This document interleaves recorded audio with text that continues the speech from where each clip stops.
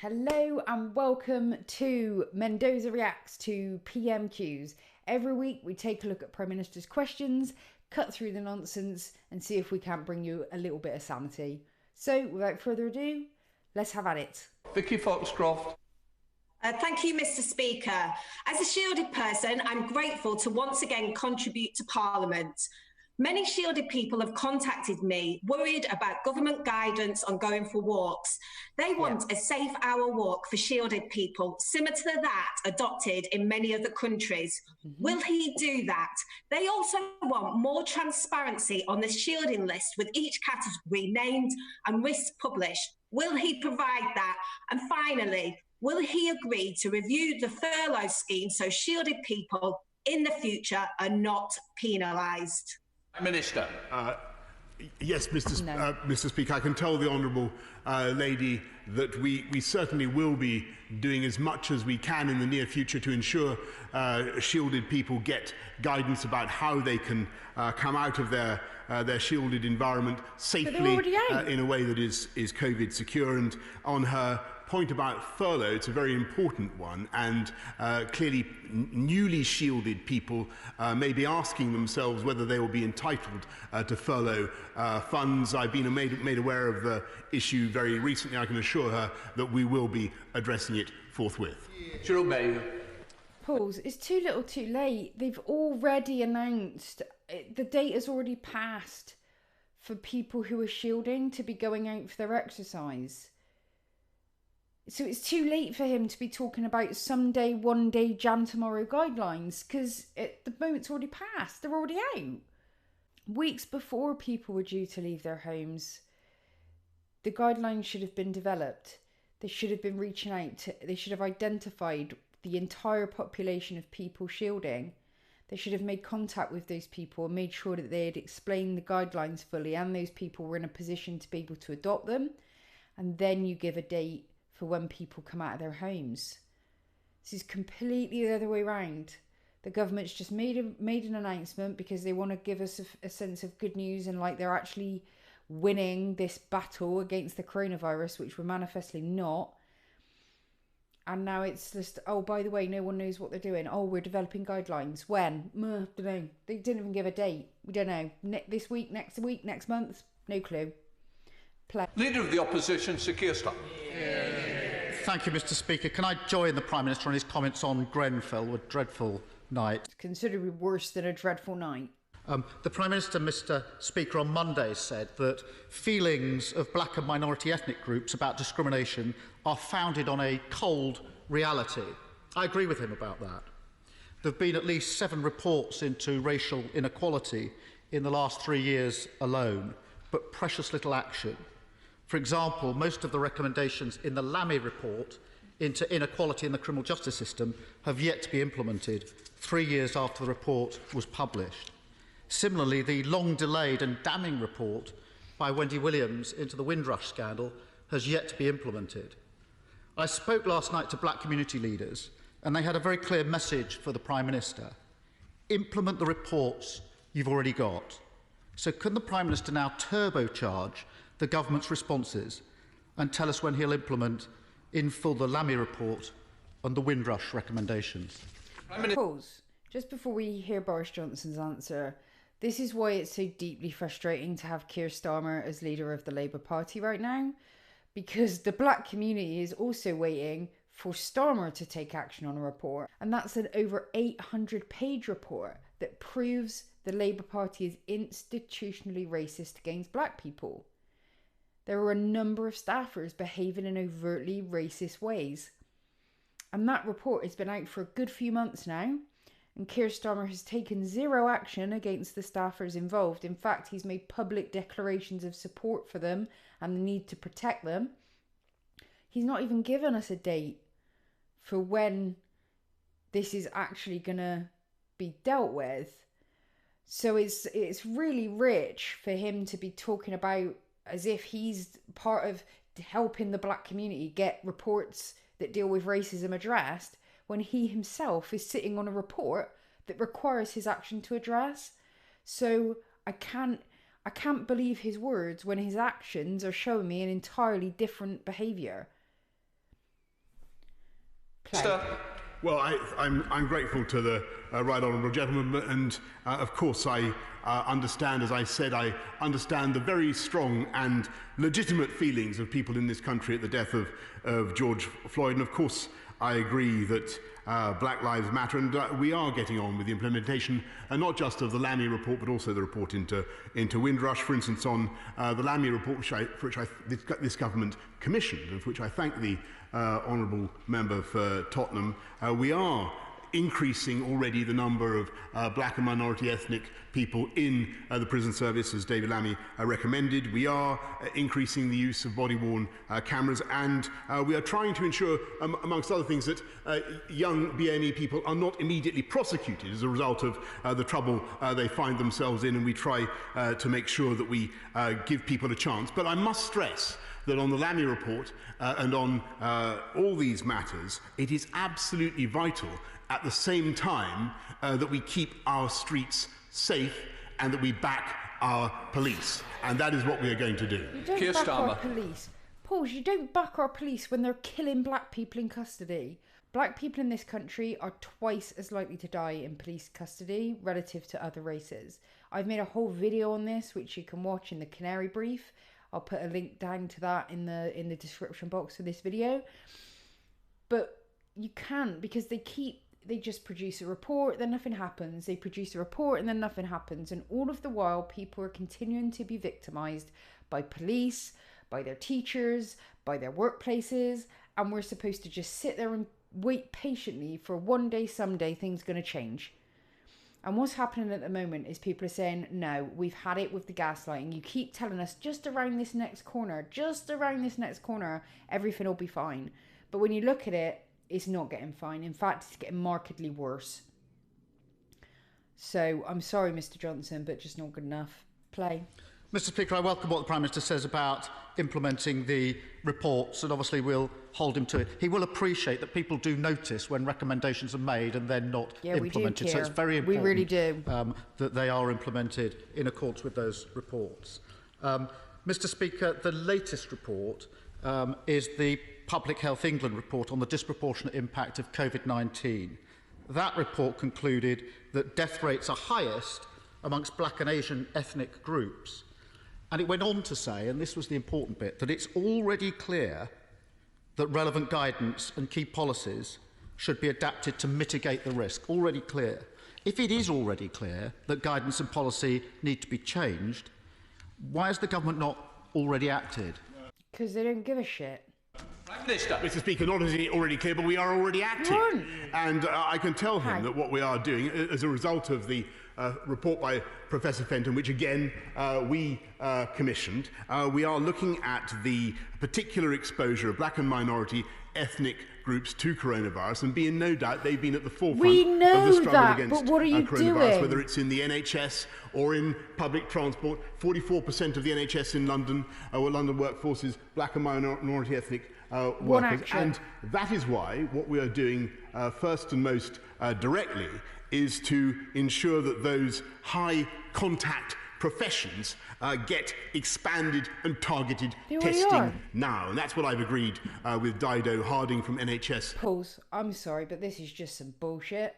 So just to give you an idea of what's happened here, for a month, it became clear very early in this process that BAME people, black and minority ethnic people, were dying at far higher rates than white people from coronavirus.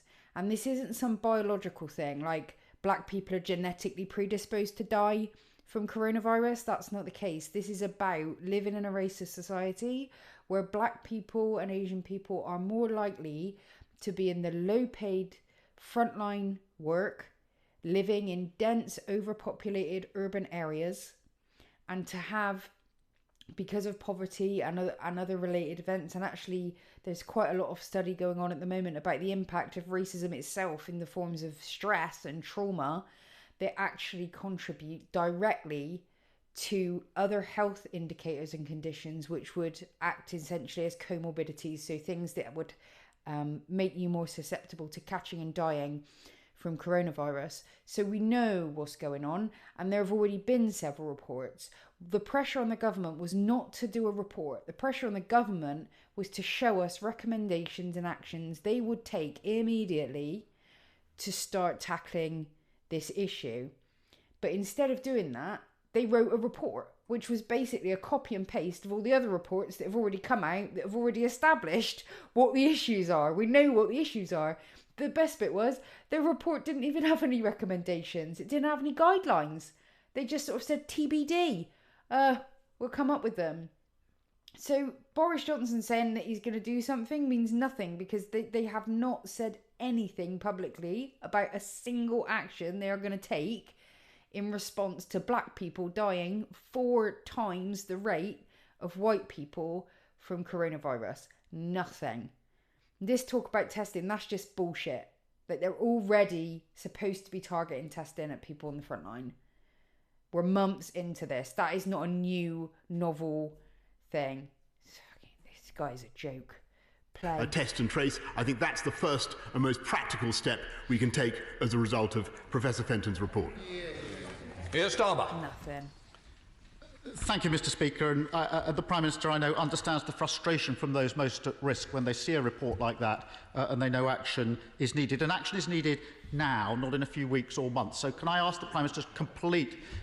Well, perhaps the Prime Minister will indicate whether that's all of the action or whether there's more action. This is a serious issue. We can make progress together. But it is important that it's done... There's a bit of sass then from Keir. Keir sass. Mr. Speaker, I want to turn to the overall numbers of those that have tragically died from COVID-19, because those overall numbers haunt us.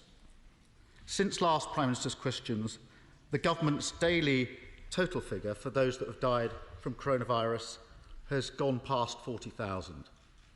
The ONS figure, which records cases where coronavirus is on the death certificate, stands at just over 50,000.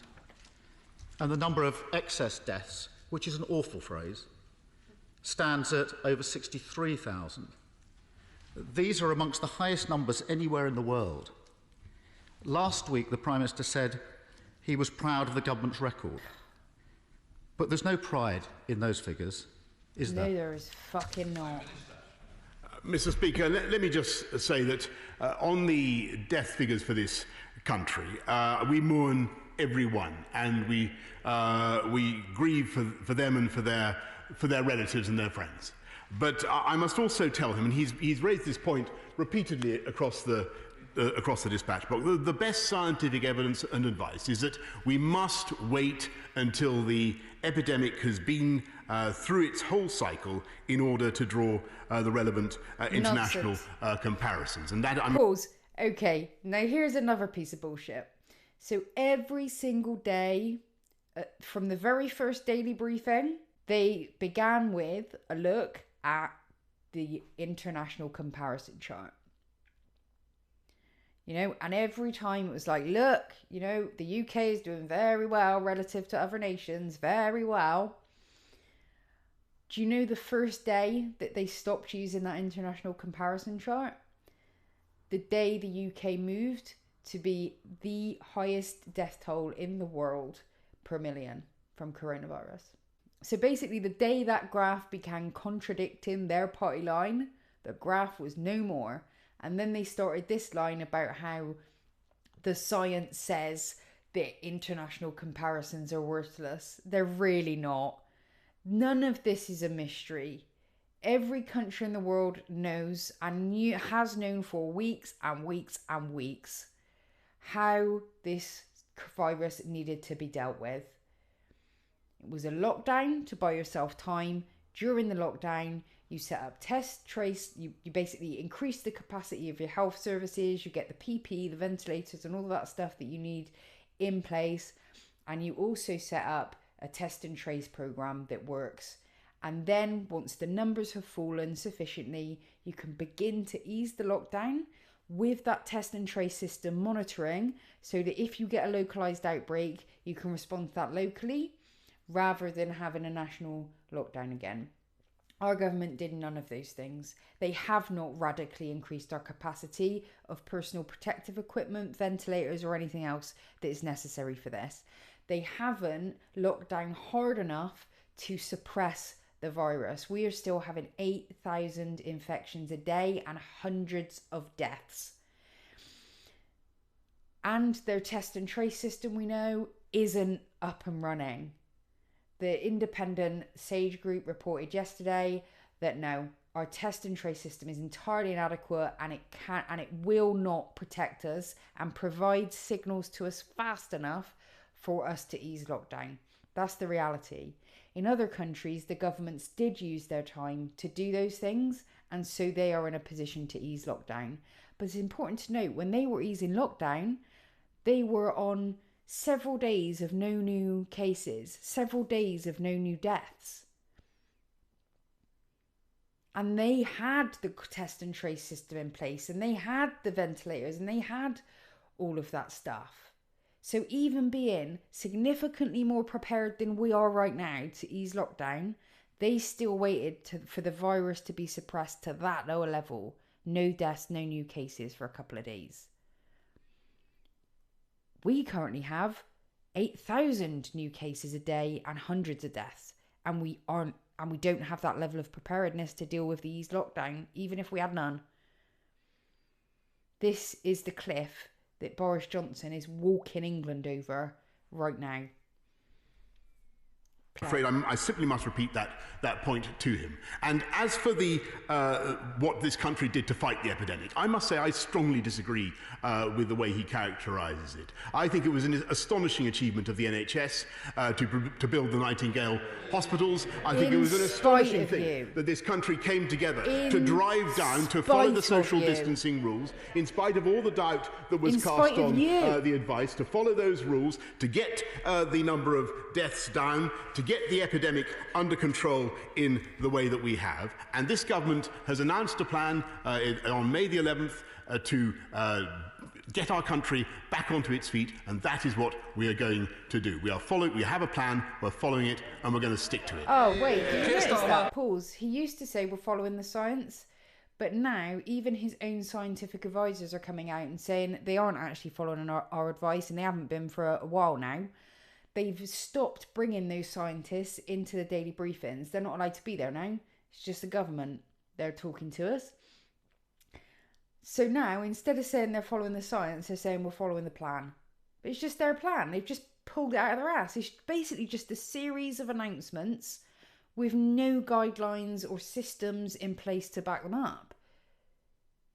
This is really criminal, what's happening here, and I don't think people are getting the gravity of the situation because everything around them has been so normalised, and that's a worry.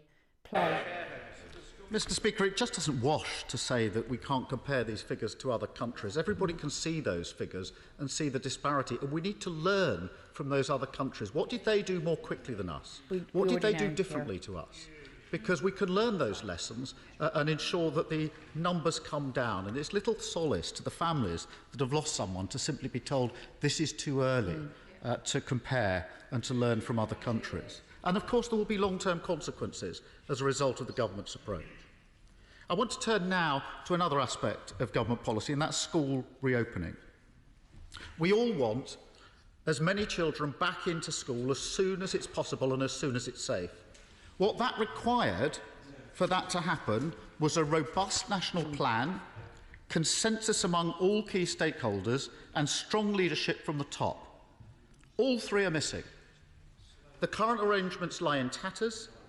Parents have lost confidence in the government's approach. Millions of children will miss 6 months' worth of schooling, and inequality will now go up. Several weeks ago, I suggested to the Prime Minister that we set up a national task force so everybody could put their shoulder to the wheel. It's not too late. Will the Prime Minister take me up on this? No. Minister. Mr. Speaker, as I told the House before, I've been in contact with the right honourable gentleman by a modern device called the telephone, in which we've tried to agree a way forward, which he's then seemed to deviate from later on. Last week he was telling the House that it was not yet safe for kids to go back to school.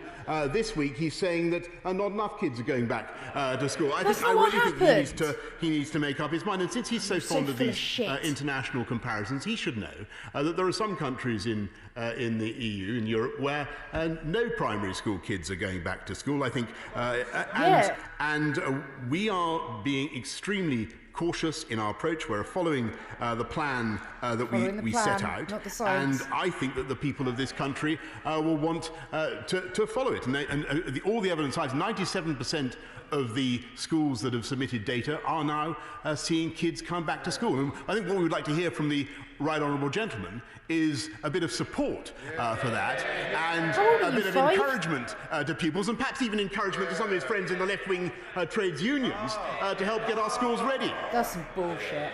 Keir Starmer. Have this out. The Prime Minister and I have never discussed our letter in any phone call. He knows it and I know it. The task force has never been the subject of a conversation between him and me one-to-one or in any other circumstance on the telephone. He knows it. Please drop that. Secondly, he mentions other countries. Plenty of other comparable countries are getting their children back to school. Yep. Wales is an example. Across Europe, there are other examples. We're the outlier on this. And it's no good, Mr. Speaker, the Prime Minister flailing around trying to blame others. Order. We need to get through with lots of other members, so if we can listen to the question, then I certainly want to hear the answers. Keir Starmer. Mr. Speaker, I was saying it's no good the Prime Minister flailing around trying to blame others. A month ago today, he made the announcement about schools without consulting relevant parties, without warning about the dates, and without any scientific backing for his proposal. It's time he took responsibility for his own failures. This mess was completely avoidable. The consequences are stark. The Children's Commissioner has warned of a deepening education disadvantage gap. And she spoke yesterday, her words, the Children's Commissioner, an emerging picture which doesn't give confidence that there's a strategic plan. She called for the government to scale up their response. It must have occurred to the government that space would be a problem, that there would be a need for temporary accommodation and classrooms. They built the Nightingale hospitals. Why are they only starting on schools now? Mr. Speaker, I've got to say, the reason that they're only starting on schools now is because, like everything else we're talking about in this session today, they just made an announcement to make an announcement.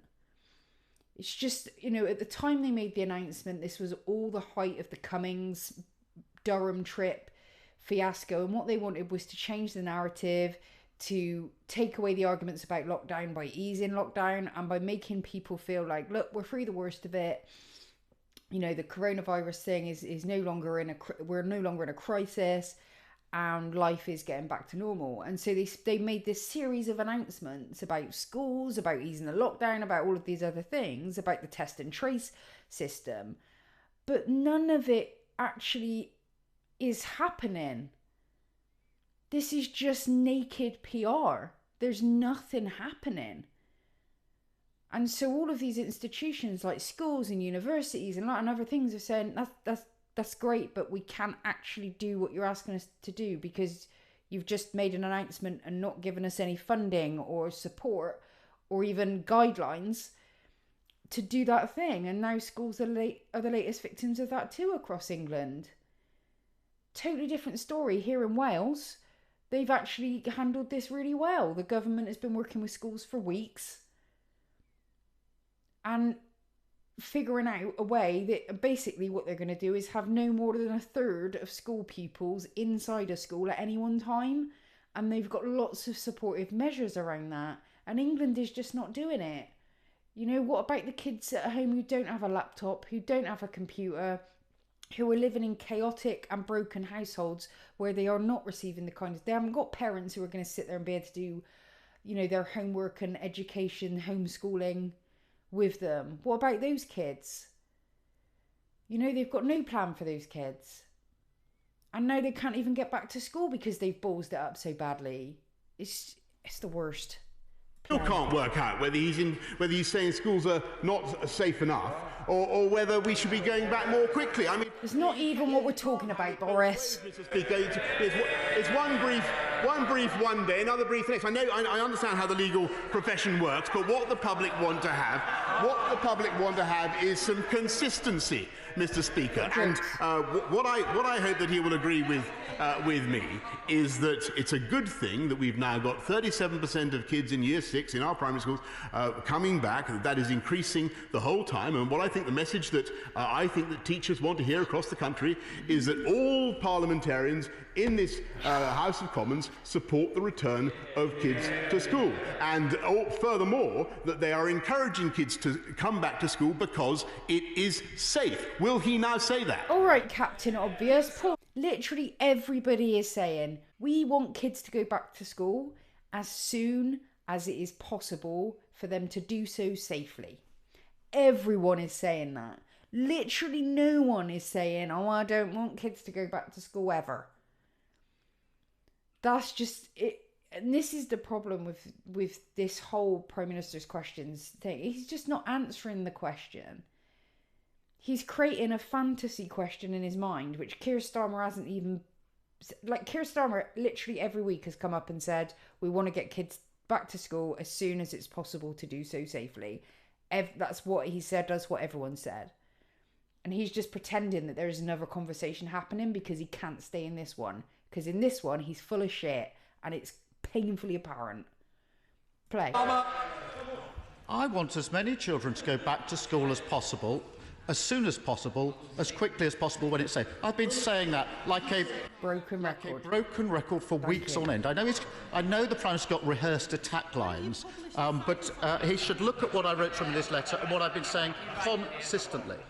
Mr. Speaker, one way in which the government could help those worst affected would be to extend the national voucher scheme.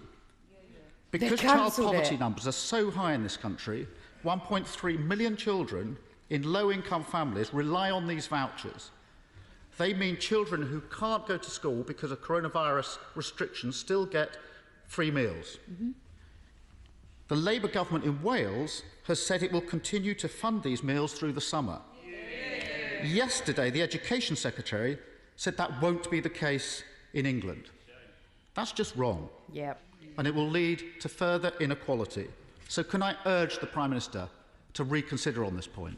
Prime Minister. What I can tell the right honourable gentleman is, of course, we don't normally continue with free school meals over the summer holiday. Well, we're not normally in a fucking global pandemic, are we? That's right. We're also, of course, aware of the particular difficulties faced by vulnerable families, and that's why we're announcing a further £63 million of local welfare assistance to be used by local authorities at their discretion to help the most vulnerable families. Just expand the scheme. This government has put its arms round the people of this country throughout this crisis and has done its absolute best, to help. And I may say it is not helped by the wobbling and tergiversation of the... Tergiversation? Fuck's sake, speak English. It just meant avoidance. An evasion is just being a prick. Protected the NHS, Mr. Speaker. We provided huge numbers of ventilated beds. We're now getting the disease under control, but we will do it in a cautious and contingent way. And today I will be announcing further measures to open up our society and to unlock our society, but only because of the huge efforts and the sacrifice that this country has made. We're sticking to our plan of May the 11th. We're sticking to our plan. It's a plan that is working and will continue to work, Mr. Speaker, with or without the assistance of the right honourable gentleman opposite. Pause. I gotta say, no matter how many times you bang the dispatch box, you're still full of shit. Play. Thank you, Mr. Speaker. Britain's new Advanced Research Projects Agency is vital to securing our status as a science and technology superpower, particularly as we recover from coronavirus. Can my right honourable friend commit to protecting its funding and its independence so there are no obstacles to it delivering transformational breakthroughs from clean energy to new vaccines? Yes. Prime Minister. Yes, and I thank my honourable friend, and he's absolutely right. We will be having an advanced research projects agency funded to the tune of £800 million, and it will be tasked with supporting really revolutionary breakthroughs in this country, because it was the UK, from splitting the atom to the jet engine to the internet, that has led the world in scientific research, and under this government we intend to continue. We're now going heading... It's actually got an interesting question about this Advanced Research Projects Agency. So it's Dominic Cummings' second pet project inside a government, his first one being Brexit. So he's been known to say behind the scenes, we get Brexit done, and then it's ARPA, the Advanced Research Projects Agency. That's his big baby. It's basically paralleling the situation in the United States. But the thing to be cautious about with the paralleling with the United States is in 1972, ARPA became DARPA. It became Defence Advanced Research Projects Agency, and moved from, the kinds of things that the MP was just there mentioning about, vaccines or creating new fuel or finding ways to, cure diseases, or all of the manifest amazing things we could do with science, technology, medicine, all of these things, in a really blue sky way, in a kind of benefit of society way, but over time ends up getting hijacked by defensive industries and focusing on the sort of technology that kills people rather than the sort of technology that saves people and makes them healthier and makes them happier. So beware. The other concern I've got with a scheme like that in the hands of Dominic Cummings is his heavy focus on behavioural analysis in order to influence and kind of almost brainwash and nudge members of the public into adopting his political positions. So I would be extra concerned about the potential for public money to be being essentially spent on a sort of spin unit ultimately for the government, focusing on surveillance and attitudinal and behavioural change, those sorts of things. So quite a few red flags going up for me about that policy in particular. Up into Scotland to leader of the SNP, Ian Blackford. Thank you, Mr. Speaker. And can I associate myself with the remarks of the Prime Minister on Grenfell, of course, on the birthday of the Duke of Edinburgh, and yourself. And Mr. Speaker, the Prime Minister told the Liaison Committee, I do not actually read the scientific papers. It is no wonder then, Mr. Speaker, that it took the UK so long to act on quarantine measures. The Prime Minister's scientific advisory group weren't even asked for advice on this significant policy. This has been a complete shambles. Too little, too late. Thanks, Ian. We cannot risk ignoring the experts once again. Can the Prime Minister confirm what scientific papers he has read on the 2-metre social distance rule? Prime Minister. None.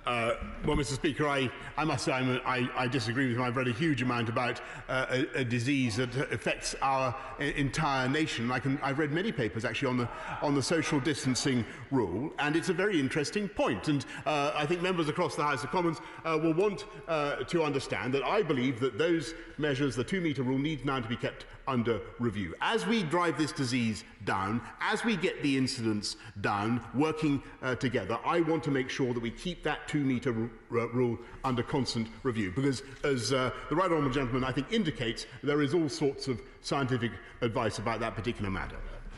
Ian Blackford. Thank you, Mr. Speaker. Of course, we know that the Cabinet has discussed reducing the 2-metre social distancing rule, but that's not the experts' advice right now. SAGE reported that being exposed to the virus for 6 seconds at 1 metre is the same as being exposed for 1 minute at 2 metres. Wow. That, Mr. Speaker, is a significant increase in risk. And That's the last time Professor difference. Whitty was allowed to attend the daily press briefing, he stressed that the 2-metre rule was going to be necessary for as long as the pandemic continues. People are losing confidence in this government. A U-turn on schools, a shambolic rollout of quarantine measures, and now looking to reduce the 2-metre rule far too soon. Will the Prime Minister continue to ignore the experts, or will he start following the advice of those who've actually read the scientific papers. Woo! Prime Minister. Well, actually, Mr. Speaker, the people of this country are overwhelmingly following the guidance that this government gives. And tomorrow, Mr. Speaker, yeah, to their fucking detriment at this point. About what's happened with NHS Test and Trace, and they will find an extraordinary degree of natural compliance, natural understanding by the British people, in spite of all the obscurantism and the myth-making that we've heard from the parties opposite. And I can tell the right honourable gentleman that there are all sorts of views about the 2-metre rule. He's absolutely correct in what he says about the sage advice, but clearly, as the incidence of the disease comes down, as I think members of SAGE would confirm, the statistical likelihood of being infected, no matter how close or far you are from somebody who may or may not have coronavirus, goes down. No. Peter Aldis. Pause. No, more bullshit. I'm afraid that we have to cut through. This, again, there's a pattern here, as you can see, every time we've paused today. All of these announcements are just based on what the government wants to do. And when the science contradicts it, when the data contradicts it, they just go, we're sticking to the plan. Same with this 2-metre. The reason that they want to bring the 2-metre social distancing down is because they want to minimise the impact on hospitality industries. So restaurants, cinemas, all of those kinds of places are going to have a real problem in our current way of doing things, accommodating the 2-metre distance. But instead of, as a government, saying, okay, well, what changes do we need to make about the way we do things? How do we need to change our economy and the way that we run our economy in order to accommodate this? They're doing it the other way. They're saying, do you know what? Fuck it. We're just going to go straight ahead and do it. And what we'll do instead is just get people used to lots of people dying of coronavirus. And we just act like it's no big deal. And we don't show them what's happening in the rest of the world. And that way, we don't have to change anything. And the rich people will continue to getting richer while the rest of us are working and dying. That is the reality of this situation. That is the people that we have in charge. Play. Returning to Scotland with Kirsty Blackman. Kirsty Blackman. Kirsty Blackman. Mr. Speaker, the response from the US President to the death of George Floyd and the Black Lives Matter movement has been horrendous. Can the Prime Minister confirm to me if he still believes Trump has many, many good qualities? And if so, what are they? Prime Minister. Kirsty. Well done. Mr. Speaker, I renew what I have said many times, but it's important for the House to hear it again. Yes, Black Lives Matter, and yes, the death of George Floyd was absolutely appalling. And as for the qualities of Mr. Trump, let me say he has, amongst many other things, he is President of the United States, which is our most important ally in the world today. And whatever people may say about it, whatever those on the left may say about it, the United States is a bastion of peace and freedom, and has been for most of my lifetime. Okay. Reality check. Look at this. They just keep coming. Go inside! Get inside! Get inside! Get inside! Get in your house now! Let's go! Light him up! Go inside now! Get in the house!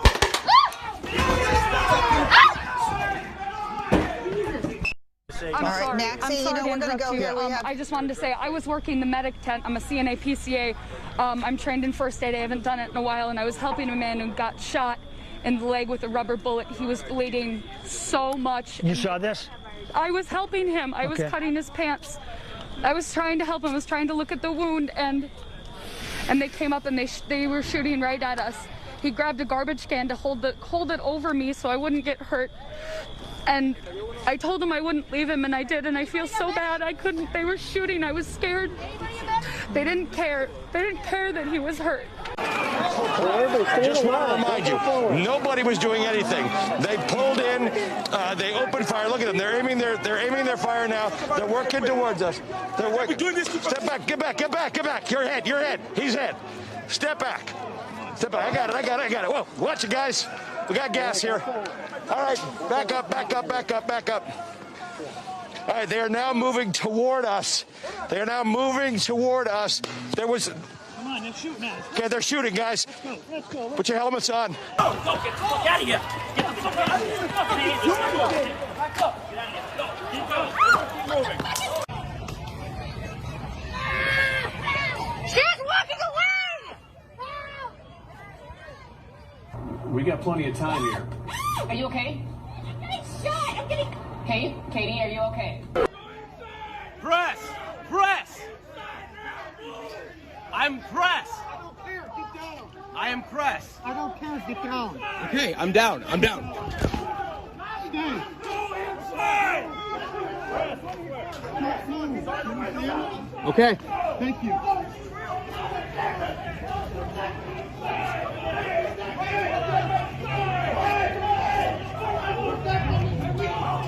I am press.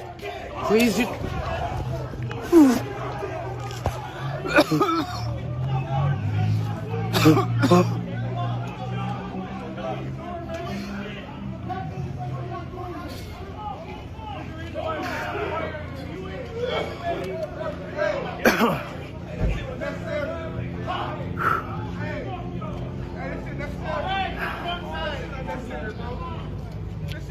I was just sprayed in the face with pepper spray. So those were the highlights from Prime Minister's question time today. I hope I've helped you cut through the nonsense, and maybe by seeing me entirely lose my shit, it's helped you and given you some catharsis in the face of this nonsense. Until the next time, bye-bye.